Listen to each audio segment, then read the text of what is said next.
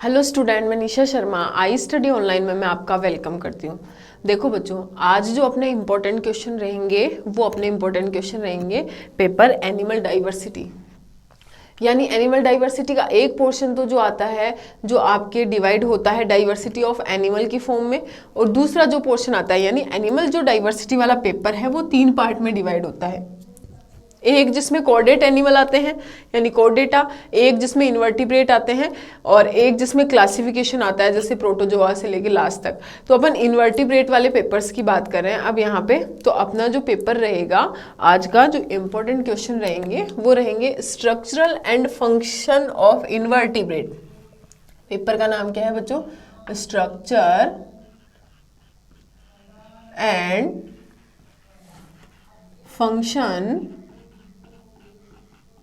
Function of invertebrate.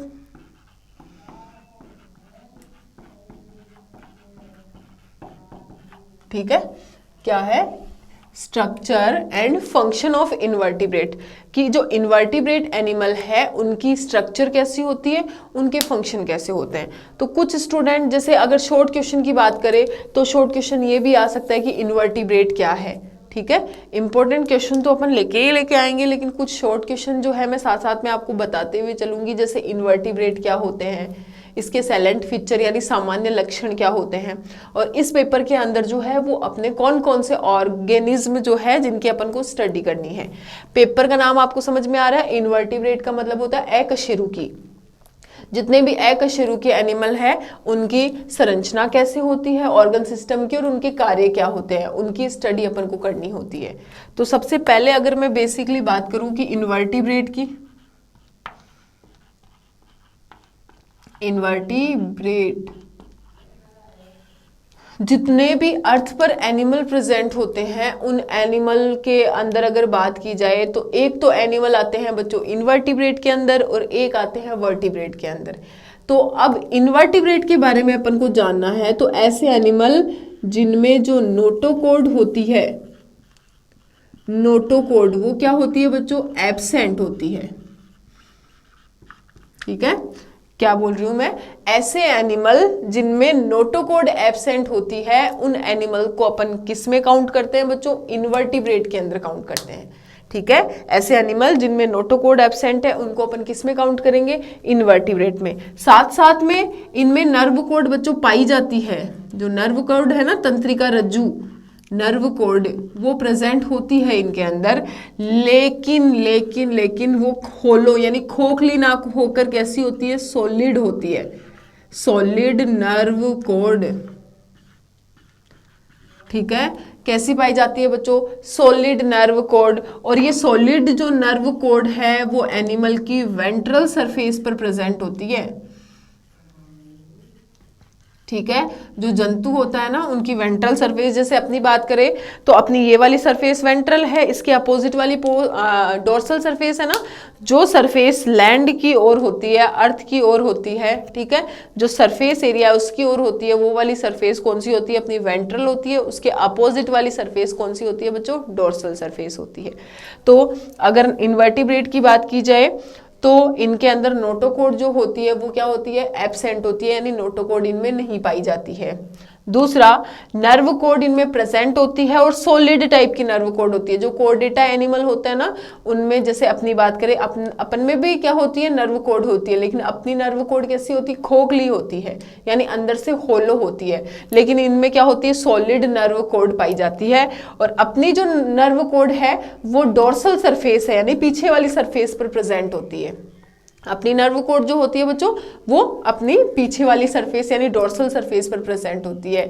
लेकिन invertebrate animal जो है उनमें जो ये नर्व कॉर्ड है वो वेंट्रल सरफेस पर पाई जाती है। फिर नेक्स्ट अगर एक और एग्जांपल की बात करूं तो मैं हार्ट की बात कर लेती हूँ। हार्ट जो है अपन में, हार्ट किधर प्रेजेंट है? इधर, ये वाली सरफेस कौन सी है? अपनी वेंट्रल। इस साइड जो है वो हार्ट प्रेजेंट है। जैसे मैंने हाथ रख रखा है, यहाँ पे मेरा हार्ट है। तो यहाँ पे मेरी ये वाली सरफेस कौन सी है, वेंट्रल है।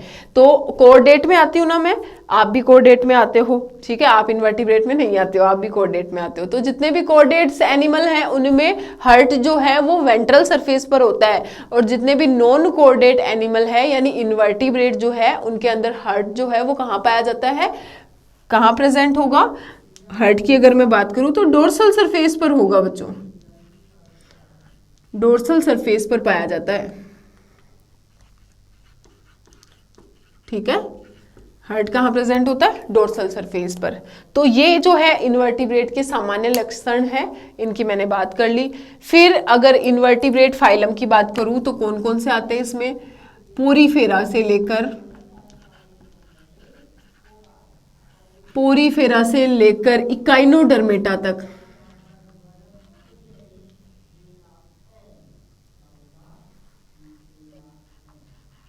इकाइनोडर्मेटा तक,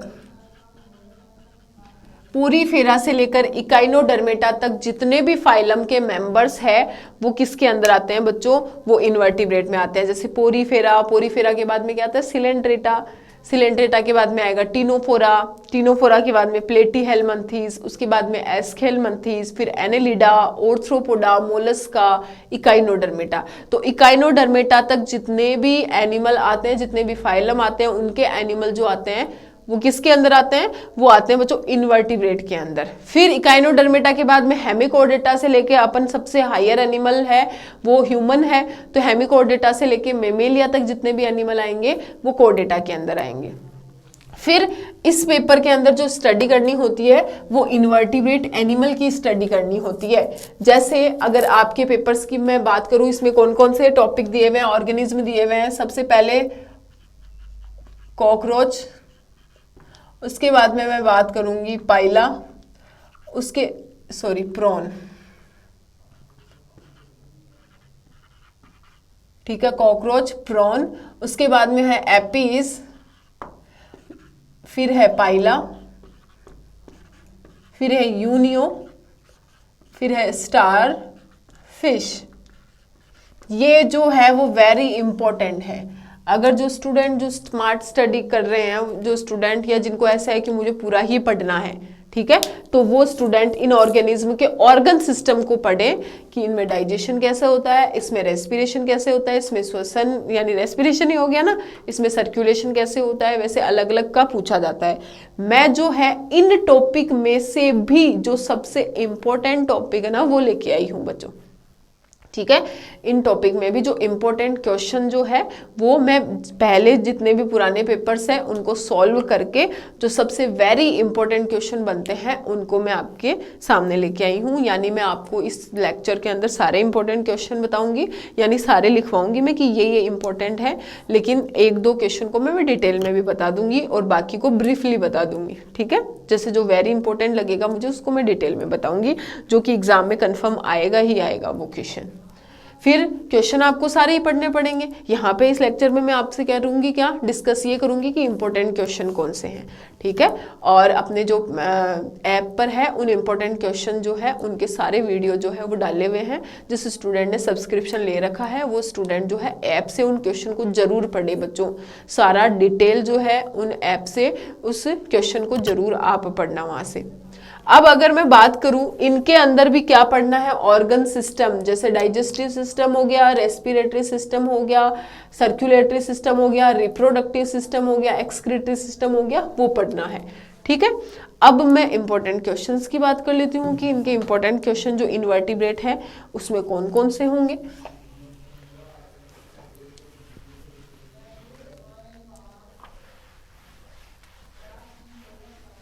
नेक्स्ट अपन किसकी बात कर लेंगे, इनवर्टिब्रेट के जो इंपॉर्टेंट क्वेश्चंस होंगे वो कौन से होंगे।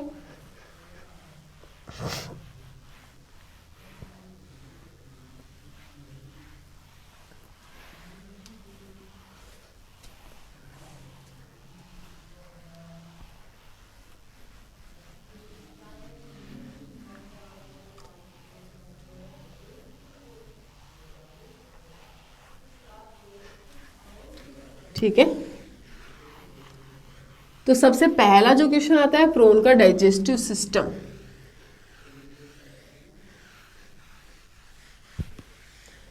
Digestive system of prawn. ठीक है, अगर बात की जाए सबसे पहला जो क्वेश्चन आएगा ना वो क्या आएगा अपने पास, digestive system of prawn. First number question, digestive system of prawn. Prawn जो है उसमें डाइजेशन कैसे होता है, यानी पाचन कैसे होता है। तो मैं सारे जो क्वेश्चन है उनको मैं ब्रीफली आपको समझाऊंगी, जितने भी क्वेश्चन है ना उनको मैं आपको ब्रीफली समझाऊंगी कि किसके अंदर जो है वो प्रोसेस जो है वो कैसी पाई जाती है। सबसे पहले अपन बात करते हैं बच्चों प्रॉन के अंदर डाइजेस्टिव सिस्टम कि प्रॉन के अंदर डाइजेशन जो है वो कैसा होता है। फिर डाइजेशन के लिए बात की जाए, यानी भोजन जो ग्रहण करता है प्रॉन, उसका पाचन की क्रिया जो है वो कैसे हो रही है। ठीक है, ऐसे ही तो पढ़ रहे हैं कि जो प्रॉन जो है वो भोजन ग्रहण कर रहा है, उन भोजन की जो डाइजेशन है वो जो पाचन है वो कैसे हो रहा है। तो पाचन की अगर बात की जाए तो देखो दो टाइप की प्रोसेस होती है डाइजेशन की। एक तो जहां डाइजेशन होता है उस पार्ट को बोला जाता है बच्चों इन एलिमेंट्री कैनाल, और जो डाइजेस्टिव एंजाइम बनाता है उसको बोला जाता है डाइजेस्टिव ग्लैंड। डाइजेस्टिव ग्लैंड, ठीक है। एक तो क्या होता है डाइजेशन की बात करें तो एक तो पाई जाती है बच्चों एलिमेंट्री कैनाल, जहां पे डाइजेशन की मेन प्रोसेस होती है और जिसके कारण होती है, यानी एंजाइम्स के कारण हो रही है। ठीक है, डाइजेशन की मेन प्रोसेस जो है वो जिसके कारण होती है, यानी एंजाइम्स के कारण हो रही है, तो वो एंजाइम्स जो है वो कौन बनाता है, डाइजेस्टिव ग्लैंड बनाती है। अब इसकी मैं एलिमेंट्री कैनाल की बात करूं तो इसकी एलिमेंट्री कैनाल को 3 पार्ट में डिवाइड किया गया है। कौन कौन सी, फोरगट, मिडगट और हिंडगट। फोरगट हो गई, सेकंड जो है वो मिडगट हो गई, और थर्ड जो है वो कौन सी हो गई, हिंडगट हो गई। इसकी जो एलिमेंट्री कैनाल है उसको 3 पार्ट में डिवाइड कर दिया। पहला पार्ट जो है वो फोरगट हो गया, दूसरा हो गया मिडगट और तीसरा कौन सा हो गया बच्चों, हिंडगट। यानी सबसे आगे वाला एलिमेंट्री कैनाल वाला पार्ट उसको बोलते हैं अपन फोरगट। ठीक है, सबसे जो आगे की ओर प्रेजेंट एलिमेंट्री कैनाल का पार्ट है उसे बोला जाता है फोरगट। सेकेंड नंबर वाला जो होता है उसको मिडगट, और सबसे लास्ट वाला जो होता है उसको हिंडगट बोलते हैं। और फोरगट में कौन कौन से पार्ट आते हैं, अगर माउथ, बक्कल कैविटी, ईसोफेगस और स्टमक जो है वो फोरगट के अंदर आता है। माउथ, फिर बक्कल कैविटी, फिर क्या आ जाएगा इसमें, ईसोफेगस, और क्या आ जाएगा, स्टमक। ये वाले जो पार्ट है वो फोरगट के अंदर आएंगे। कौन कौन से पार्ट बच्चों, माउथ वाला पार्ट हो गया, बक्कल कैविटी वाला पार्ट हो गया, ईसोफेगस वाला पार्ट हो गया, और स्टमक वाला पार्ट हो गया। तो ये आते हैं बच्चों फोरगट के अंदर। फिर अपन बात करेंगे किसकी, मिडगट की। मिडगट के अंदर कौन कौन से पार्ट आते हैं, तो मिडगट के अंदर इंटेस्टाइन वाला पार्ट आता है। इंटेस्टाइनल पार्ट जो एब्जॉर्प्शन का वर्क करता है। और लास्ट जो है हिंडगट, इसके अंदर आते हैं बच्चों रेक्टम और एनल ओपनिंग, जहां से एक्सक्रीशन होता है। रेक्टम और एनल ओपनिंग। अब माउथ जिसके द्वारा फूड ग्रहण करता है, फूड क्या होते हैं, छोटे स्मॉल क्रस्टेशिया हो गए। अगर मैं बात करूं फूड के रूप में ये ग्रहण करता है बच्चों, देखा जाए तो ये जो है शैवाल हो गए, बैक्टीरिया जो हो गए, उनको ग्रहण करता है। ग्रहण करने के बाद जो है बक्कल कैविटी से ये ईसोफेगस के द्वारा स्टमक में लेके जाता है। स्टमक में बहुत सारी प्लेटें पाई जाती है। ठीक है, जैसे कार्डिक वाला पार्ट है ना, उसमें लेंसलेट प्लेट, हेस्टेट प्लेट, जो कि क्या करती है, फूड को डाइजेस्ट करने का वर्क करती है। मेन क्वेश्चन की हेस्टेट प्लेट किस में पाई जाती है, तो प्रॉन में पाई जाती है। याद रखना, शॉर्ट क्वेश्चन जो है वो बहुत बार पूछा गया है। ठीक है, सबसे ज्यादा बार पूछा गया है शॉर्ट क्वेश्चन कि जो हेस्टेट प्लेट होती है वो कहाँ प्रेजेंट होती है, तो हेस्टेट प्लेट जो है वो प्रॉन के अंदर प्रेजेंट होती है। ठीक है, और प्रॉन में वो किसका वर्क करती है, प्रॉन के स्टमक वाले पार्ट में पाई जाती है, और फूड को छोटे छोटे पार्ट्स में डिवाइड करने का वर्क करती है। फिर ईसोफेगस के द्वारा स्टमक में आता है। इंटेस्टाइन के अंदर मेन एब्जॉर्प्शन होता है, स्टमक में मेन डाइजेशन होता है। रेक्टम के अंदर फूड मटेरियल जो है अनडाइजेस्टिव फूड कैसा फूड बच्चों? जिसका डाइजेशन नहीं हो पाता है, वो वाला फूड। तो अनडाइजेस्टिव फूड जो है वो कहाँ जाके स्टोर होता है? वो होता है बच्चों रेक्टम में जाकर स्टोर, और एनस के द्वारा उसे बॉडी से बाहर निकाल दिया जाता है। पर मेन डाइजेशन करने के लिए एंजाइम चाहिए, जो बैक्टीरिया है, जो शैवाल है जिसने बॉडी में एंटर किया है बच्चों, ठीक है, कि जो बैक्टीरिया है जिसने बॉडी में एंटर किया है, जो शैवाल है जिसने बॉडी में एंटर किया है, तो उनको डाइजेस्ट करने के लिए क्या चाहिए? एंजाइम चाहिए। तो वो एंजाइम कहाँ से आएंगे? एंजाइम आते हैं हिपेटोपैनक्रियाज ग्लैंड के द्वारा। कौन सी ग्लैंड होती है बच्चों? हिपेटोपैनक्रियाज ग्लैंड, ठीक है। कौन सी ग्लैंड होती है? हिपेटोपैनक्रियाज ग्लैंड होती है। ये हिपेटोपैनक्रियाज ग्लैंड जो है वो सिक्रेशन करती है एंजाइम्स का, डाइजेस्टिव एंजाइम्स का।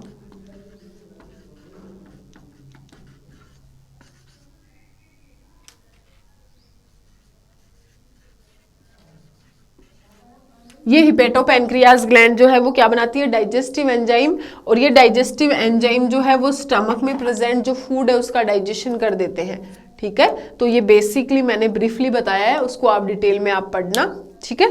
नेक्स्ट जो सेकंड क्वेश्चन आता है इसके बाद में, वो आता है बच्चों प्रोन का नर्वस सिस्टम, जो कि वेरी इंपॉर्टेंट है। पिछली बार भी आया था, उससे पिछली बार भी आया था, दोनों साल में रिपीट हुआ हुआ क्वेश्चन है प्रोन का नर्वस सिस्टम। तो नेक्स्ट बात करते हैं नर्वस सिस्टम ऑफ प्रोन।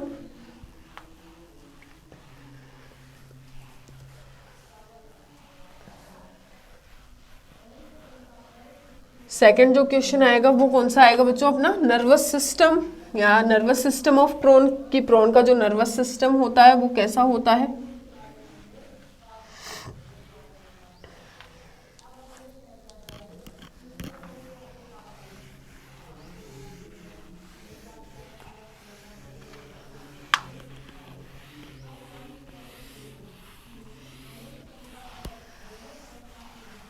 ठीक है।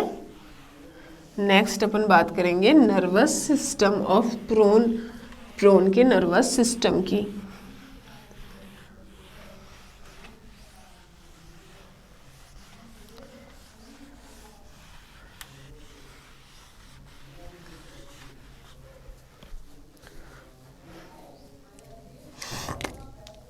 सेकेंड नंबर पार्ट है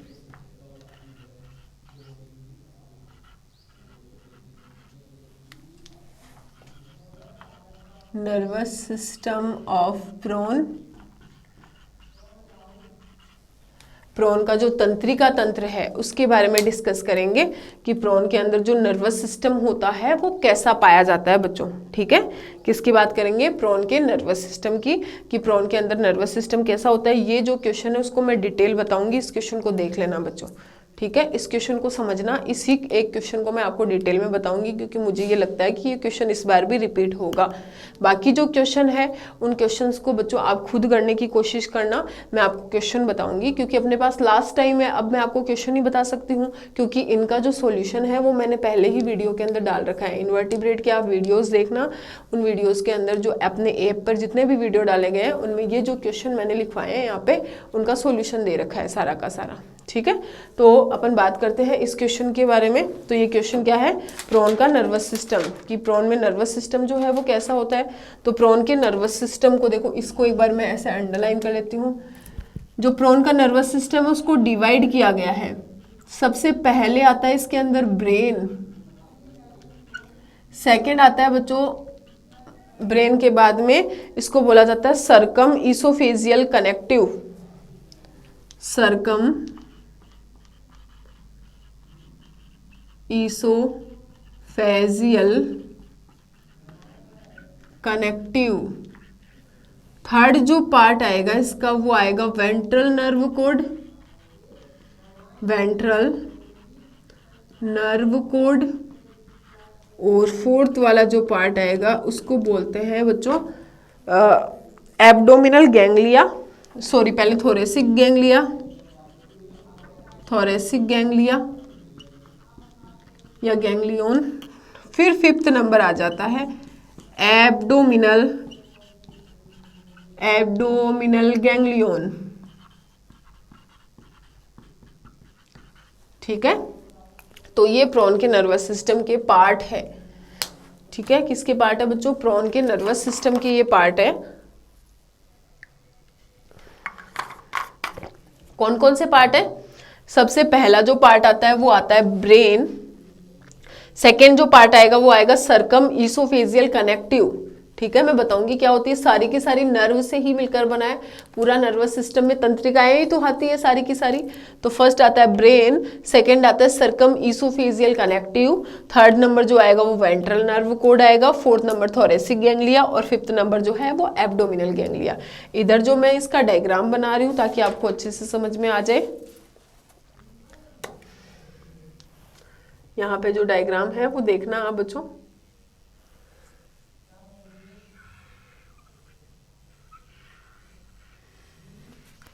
ब्रेन जो है वो बाइलोब्ड स्ट्रक्चर होती है।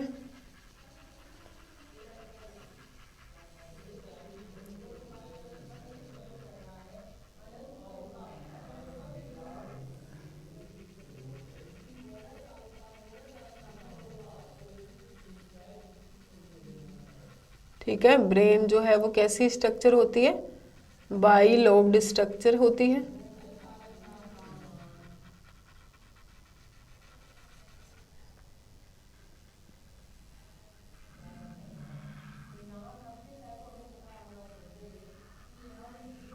ये बाइलोब्ड स्ट्रक्चर है।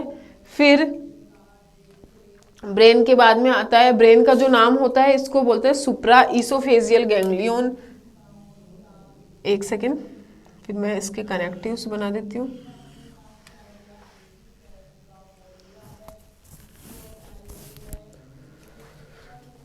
एक सेकेंड,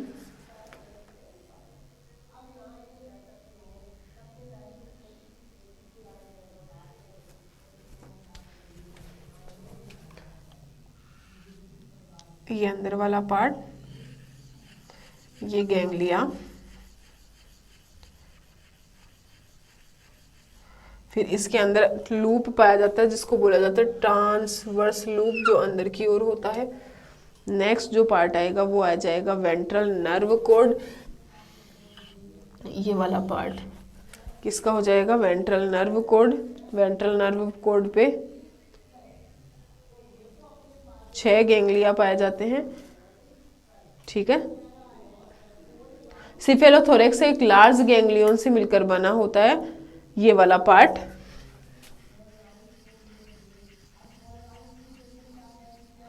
जिसको थोरेसिक गैंग्लिया बोलते हैं।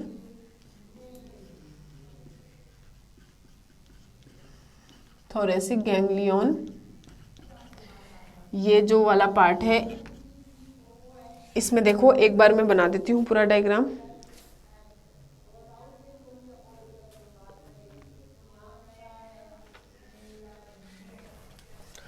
ये 1 2 3 4 5 और 6 की 6 दिख रही है बच्चों आपको। यहाँ पे एक और है, टोटल 6 नर्व होती है। जिनसे सबसे पहले बात करें ब्रेन, अब इस स्ट्रक्चर में साथ साथ में बताने जाती हूँ। ये अपने पास क्या है? ब्रेन रोस्ट्रम के ऊपर की ओर, ईसोफेगस के ऊपर की ओर प्रेजेंट होता है। तो इस ब्रेन को अपन बोलते हैं बच्चों ब्रेन। ब्रेन के अलावा ये ईसोफेगस के ऊपर की ओर होता है तो इसको बोला जाता है सुप्रा ईसोफेजियल गैंग्लियन। ठीक है, ये जो ब्रेन है ये किसके ऊपर? ईसोफेगस के जस्ट ऊपर की ओर प्रेजेंट होता है, इसलिए इसका नाम जो है वो क्या बोला जाता है? इसको सुप्रा ईसोफेजल गैंग्लियन भी बोला जाता है। इसका नाम क्या होता है बच्चों? इसको बोलते हैं सुप्रा ईसोफेजल गैंग्लियन, ब्रेन का नाम है। नेक्स्ट अगर मैं बात करूं, ब्रेन जो है इसके दो गैंग्लियन फ्यूज होते हैं, एक ये वाला गैंग्लियन और एक ये वाला गैंग्लियन फ्यूज होता है। ब्रेन से टोटल 5 पेयर नर्व निकलती है बच्चों। देखना आप, टोटल 5 पेयर। ये फर्स्ट ऊपर की ओर बना दूं ऐसे, फिर ये सेकंड, थर्ड, फोर्थ और फिफ्थ पेयर है ना, तो इधर भी तो निकलेगी ना। इसको मैं हटा दूं क्योंकि ये ब्रेन है, आपको समझ में आ गया ना, ये वाली स्ट्रक्चर, ये और ये। अब इससे 1 2 3 4 5, तो 5 इधर हो गई, 5 इधर हो गई, तो टोटल 5 पेयर नर्व हो गई ना। ये 5 पेयर नर्व, कितनी पेयर नर्व हो गई? 5 पेयर नर्व। यानी ब्रेन वाला जो पार्ट है बच्चों, या मैं बोल दूं ब्रेन जो है उससे टोटल 5 पेयर नर्व निकलती है। ये वाला पार्ट, इतना सा पार्ट जो है, इससे टोटल कितनी पेयर नर्व निकलती है? 5 पेयर। सबसे पहली पेयर जो नर्व है वो कहां जाती है? आईज के अंदर जाएगी। सेकेंड पेयर जो नर्व है वो कहां जाती है बच्चों? आई स्टॉक के अंदर जाती है, आई स्टॉक। तीसरी पेयर वाली जो नर्व है दोनों साइड से, वो किस में जाती है बच्चों? एंटीना के अंदर। ये वाली किधर जाएगी? एंटीना। फोर्थ वाली जाएगी बच्चों एंटेन्यूल के अंदर। और फिफ्थ पेयर जो है वो जाती है बच्चों किसके अंदर? लैब्रम के अंदर। किसके अंदर जाएगी? लैब्रम। तो ब्रेन की बात अपन ने कर ली। ब्रेन क्या है? एक बाइलोब्ड स्ट्रक्चर होती है जो कि प्रोन में ईसोफेगस के ऊपर की ओर प्रेजेंट होता है। इसके अंदर 2 गैंग्लियर आपस में फ्यूज होकर ब्रेन का फॉर्मेशन करते हैं। इसका जो दूसरा नाम है इसको क्या बोला जाता है? सुप्रा ईसोफेजल गैंग्लियन भी बोला जाता है। जो ब्रेन है उस ब्रेन को क्या बोलते हैं बच्चों? ब्रेन को सुप्रा ईसोफेजियल गैंग्लियन भी बोला जाता है। नेक्स्ट अगर मैं बात करूं ब्रेन से, ठीक है, किसकी बात करें? ब्रेन से टोटल जो है वो 5 पेयर नर्व निकलती है। दिख रही है? फर्स्ट, सेकेंड, थर्ड, फोर्थ, 5, और इधर भी 5 हो गई। तो ब्रेन से टोटल कितनी पेयर नर्व निकलती है बच्चों? तो ब्रेन से टोटल 5 पेयर नर्व निकलती है, जिनमें से 1 पेयर नर्व आई के अंदर, 1 पेयर नर्व आई स्टॉक के अंदर, फिर 1 पेयर नर्व जो है वो किसके अंदर जाती है? एंटीना के अंदर, फिर 1 पेयर एंटीन्यूल्स के अंदर, और फिर 1 पेयर लास्ट में लैब्रम पार्ट में जाती है, जो कि अपेंडिज पार्ट होते हैं। ठीक है, किसके? सिफेलोथोरैक्स वाला जो पार्ट है ना, उसके अपेंडिज, या ऐसे बोल दो जो प्रोन है उसके उपांग वाले पार्ट होते हैं। तो ब्रेन की बात कंप्लीट हो गई। अब ये वाला पार्ट, सर्कम ईसोफेजियल कनेक्शन क्या है या कनेक्टिव क्या है? ठीक है, ये वाला जो गैंग्लियन है इसका नाम मैंने क्या बताया था? Thoracic ganglion. ये वाला गैंग्लियन जो है इसको थोरेसिक गैंग्लियन नाम दिया था ना अपन ने। यहाँ पे देखो, ये जो मैंने गैंग्लियन बना रखा है, गैंग्लियन का मतलब क्या होता है? बहुत सारी नर्व, ऐसा स्थान जहां पे बहुत सारी नर्व जो है वो आपस में आकर मिलती है। ठीक है, ऐसा स्थान जहां पे बहुत सारी नर्व जो है, जैसे ये वाला स्थान है, ये भी ब्रेन भी एक गैंग्लियन ही है, लेकिन ये सारा कंट्रोल रखता है, सारा कोऑर्डिनेशन रखता है, इसलिए इसको ब्रेन नाम दे दिया। फिर ये देखो, ये भी एक गैंग्लियन है, फिर ये भी गैंग्लियन है, ये भी गैंग्लियन है। तो ऐसा स्थान जहां पे बहुत सारी नर्व जो है वहां से निकल रही है उसको बोलते हैं बच्चों गैंग्लियन। अब ये वाला जो पार्ट है इसको थोरेसिक गैंग्लियन बोलेंगे। तो सर्कमफेरेंजियल कनेक्शन की बात कर रही हूँ। 1 पेयर नर्व, वह पेयर नर्व जो कि ब्रेन को और थोरेसिक गैंग्लियन को आपस में जोड़ती है, उसको क्या बोलते हैं? Circum oesophageal connection.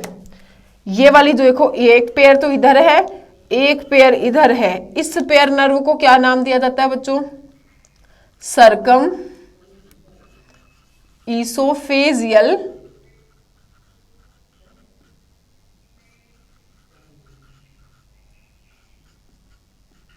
कनेक्टिव। इसका नाम क्या है? Circum oesophageal connective. यानी ब्रेन को और थोरेसिक गैंग्लियन को आपस में जोड़ने वाली नर्व का जो नाम होगा वो रहेगा सर्कम ईसोफेजियल कनेक्टिव। फिर ये अंदर की ओर एक लूप बनता है, इसका नाम है बच्चों ट्रांसवर्स लूप, जो कि सर्कम ईसोफेजियल कनेक्शन के अंदर की ओर बनता है। उस लूप का जो नाम है वो क्या होता है? ट्रांसवर्स लूप होता है। फिर ये समझ में आ गया सर्कम ईसोफेजियल कनेक्शन की ब्रेन और जो थोरेसिक गैंग्लियन है इन दोनों को जोड़ने के लिए 1 पेयर नर्व पाई जाती है, उसको क्या बोला जाता है बच्चों? उस 1 पेयर नर्व को बोला जाता है circum oesophageal connective. Next, thoracic ganglia. Ventral nerve code की बात करूं, थोरेसिक गैंग्लिया से एक कोड लाइक स्ट्रक्चर निकलती है। देखो ये वाली स्ट्रक्चर,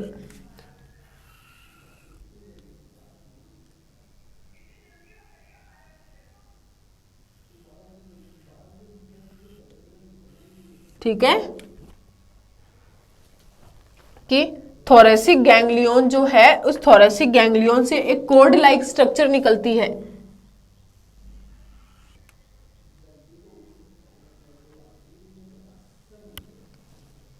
थोरेसिक गैंग्लियन से एक कोड लाइक स्ट्रक्चर निकलती है, इसको बोला जाता है बच्चों वेंट्रल नर्व कोड। इसका नाम क्या है?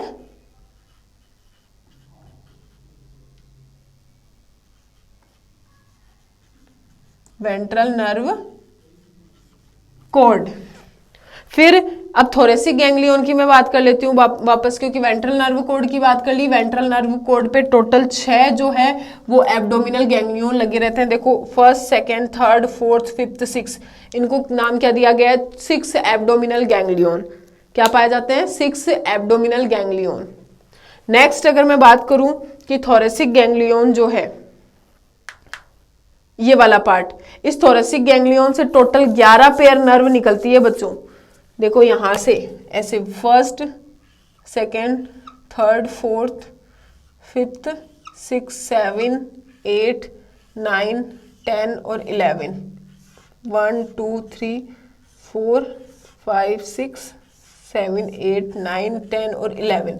तो 11 इधर हो गई, 11 उधर हो गई, तो कितनी? 11 पेयर नर्व जो है वो कहाँ से निकलती है? इस थोरेसिक गैंग्लियन से। जो थोरेसिक गैंग्लियन वाला पार्ट है उससे कितनी पेयर नर्व निकलती है बच्चों? 11 पेयर नर्व निकलती है। अब इनकी बात करते हैं कि 11 पेयर में तो फर्स्ट पेयर नर्व जो है वो मैंडिबल में जाती है, पहली वाली, सबसे फर्स्ट वाली।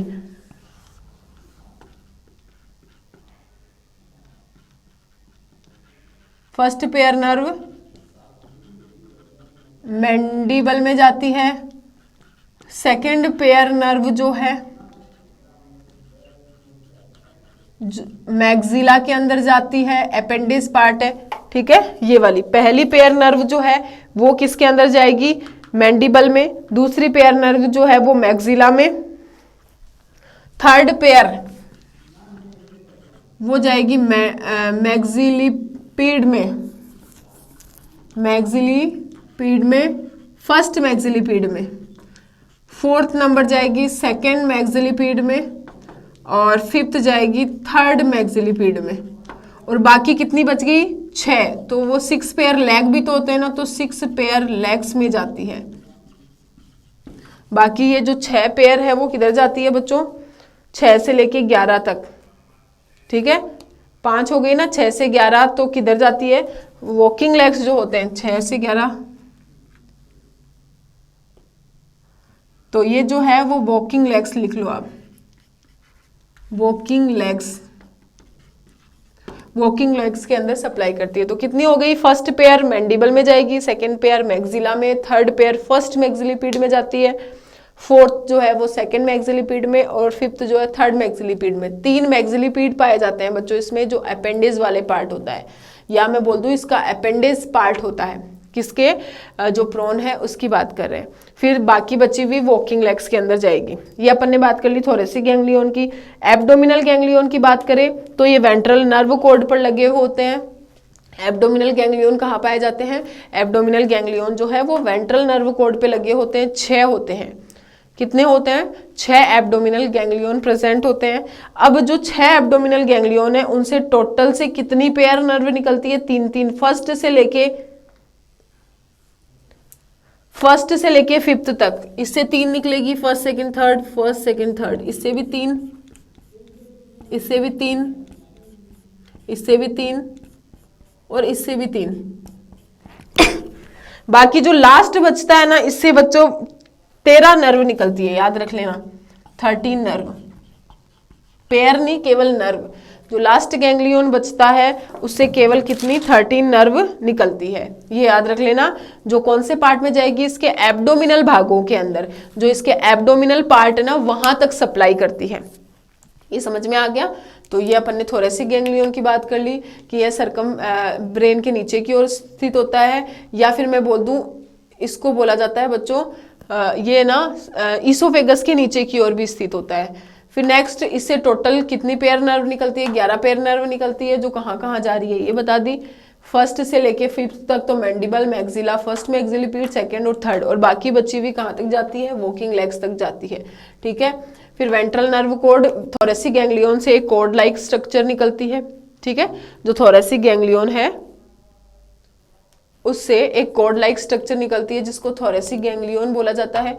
फिर एब्डोमिनल गैंग्लियन की बात करें जिसे वेंट्रल नर्व कॉर्ड बोला जाता है, और एब्डोमिनल गैंग्लियन की बात की जाए तो वेंट्रल नर्व कॉर्ड जो है उस पे 6 एब्डोमिनल गैंग्लियन पाए जाते हैं।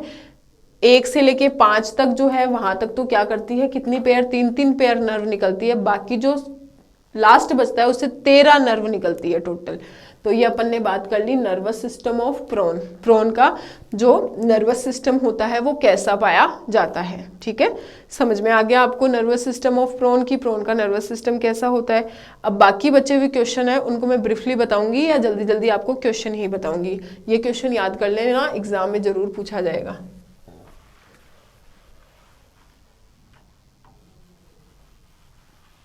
ठीक है, इसको मैं मिटा देती हूँ एक बार, फिर नेक्स्ट क्वेश्चन की बात करते हैं अपन।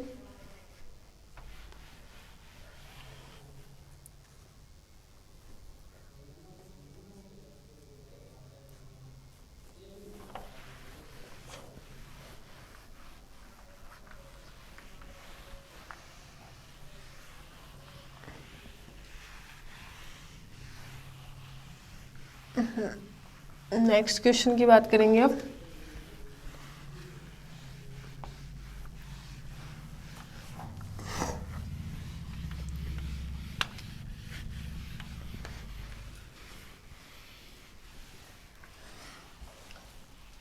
ठीक है, प्रॉन में चाहे डाइजेशन आ जाए, प्रॉन के अंदर नर्वस सिस्टम आ जाए, चाहे प्रॉन के अंदर अगर नेक्स्ट मैं बोलूं तो प्रॉन के अंदर चाहे आ जाए क्वेश्चन रेस्पिरेटरी सिस्टम, तीनों से जरूर आएगा। और सबसे इंपॉर्टेंट जो मोस्ट चांस है जिस क्वेश्चन के आने की वो नर्वस सिस्टम है बच्चों।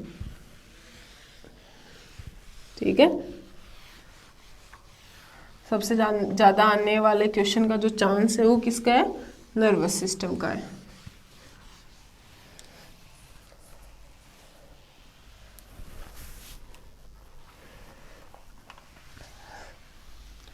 फिर आगे बचे हुए क्वेश्चंस की बात करते हैं, उनको लिखते हैं कि कौन कौन से क्वेश्चन है जो एग्जाम के पॉइंट ऑफ व्यू से इम्पोर्टेंट है।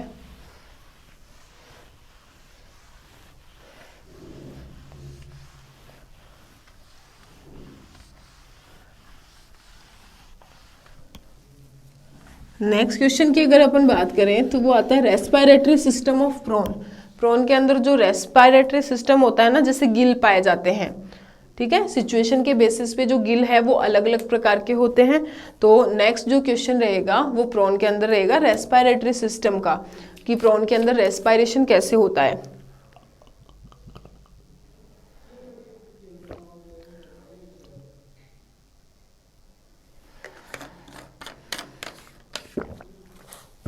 नेक्स्ट बात करें तो आएगा respiratory system of prawn, respiratory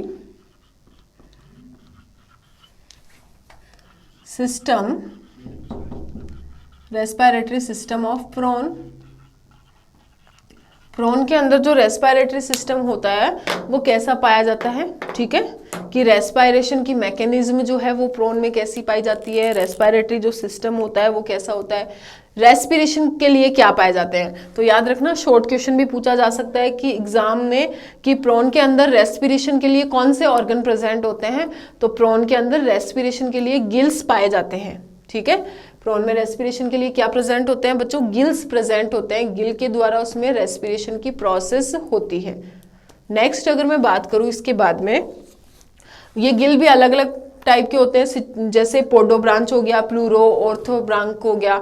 यानी एक प्रॉन के अंदर अलग अलग जगह पे अलग अलग टाइप के गिल प्रेजेंट होते हैं। ऐसा नहीं है कि एक ही गिल पाया गया है, उसमें बहुत सारे गिल्स प्रेजेंट है। तो उनकी लोकेशन के बेसिस पे गिल के टाइप जो है वो अलग अलग हो जाते हैं।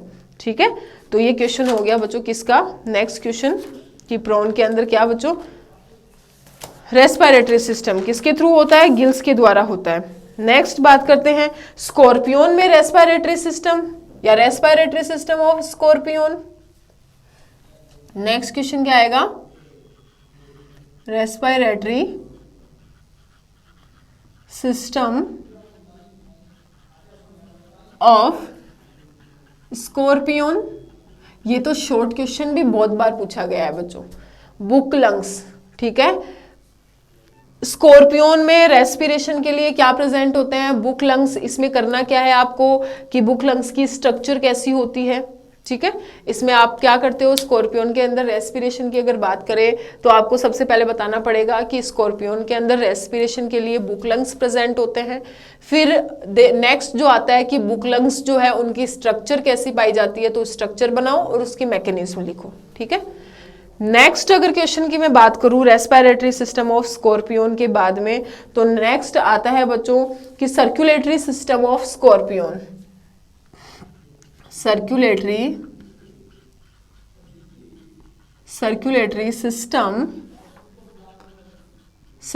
System of स्कॉर्पियोन।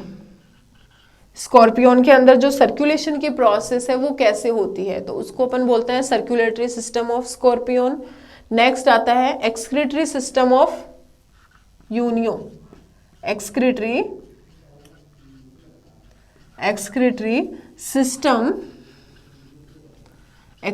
System of Unio.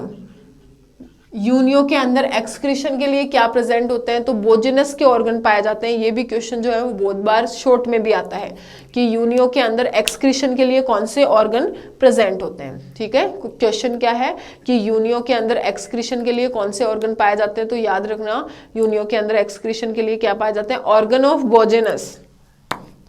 Organ of Bojanus Unio के अंदर एक्सक्रीशन के लिए या एक्सक्रीटरी ऑर्गन जो होते हैं वो कौन से हो गए, ऑर्गन ऑफ बोजेनस हो गए। इसके बाद में नेक्स्ट क्वेश्चन जो आता है वो digestive system of Unio.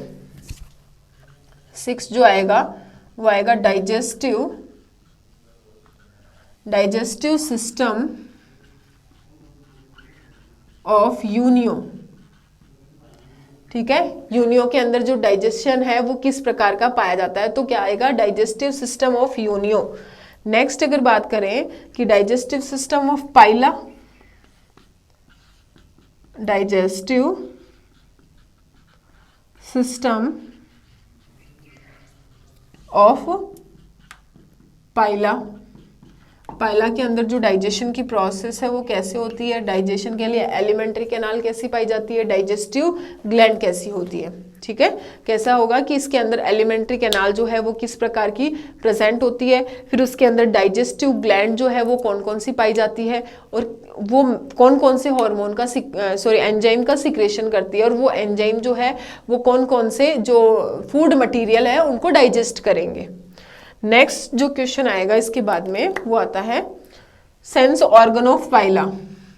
Sense organ of Pila. Pila के जो सेंस ऑर्गन है, वेरी इंपॉर्टेंट क्वेश्चन। पाइला के अंदर अगर सेंस ऑर्गन की बात की जाए तो इसके अंदर पाया जाता है ऑस्फ्रीडियम, ठीक है, और एक पाई जाती है स्टेटोसिस्ट यानी संतुलन पुट्टिका, और एक होती है आईज जो कि फोटो रिसेप्टर प्रकार की होती है।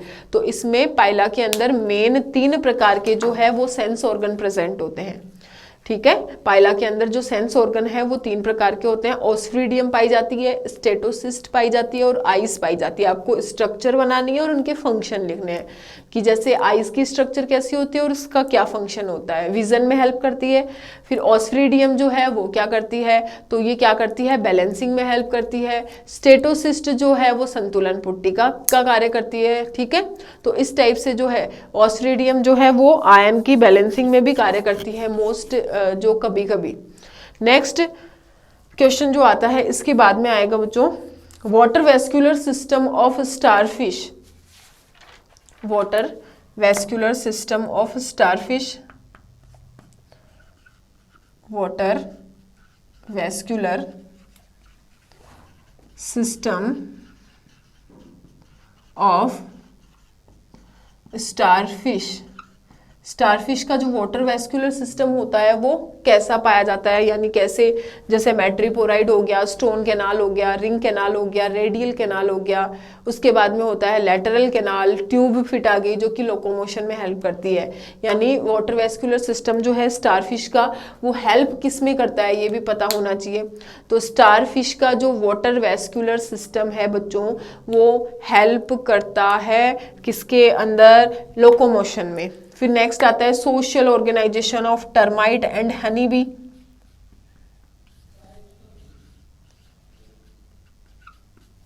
सोशल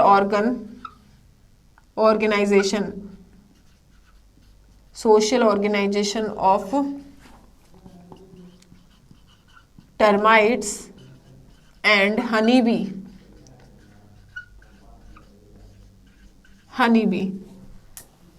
तो हनी बी के अंदर सोशल ऑर्गेनाइजेशन कैसा होता है और टर्माइट्स जो है, दीमक जो है, उसके अंदर जो है सोशल ऑर्गेनाइजेशन कैसा पाया जाता है, तो उनके बारे में बताना है कि सोशल ऑर्गेनाइजेशन ऑफ टर्माइट के अंदर जो सोशल ऑर्गेनाइजेशन जो होगा वो किस प्रकार का होगा, और जो हनी बी है उसके अंदर सोशल ऑर्गेनाइजेशन जो है वो कैसा प्रेजेंट होता है। नेक्स्ट जो आता है वो आता है कैनाल सिस्टम ऑफ स्पंज जो है उसके अंदर कैनाल सिस्टम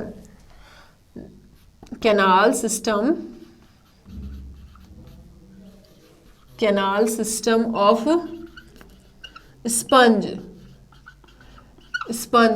स्पंज के अंदर जो है वो कैनाल सिस्टम कैसा प्रेजेंट होता है। और लास्ट जो है वो आता है सैलेंट फीचर्स ऑफ हेमिकोर्डेटा। सैलेंट फीचर्स यानी सामान्य लक्षण, फीचर्स ऑफ हेमिकोर्डेटा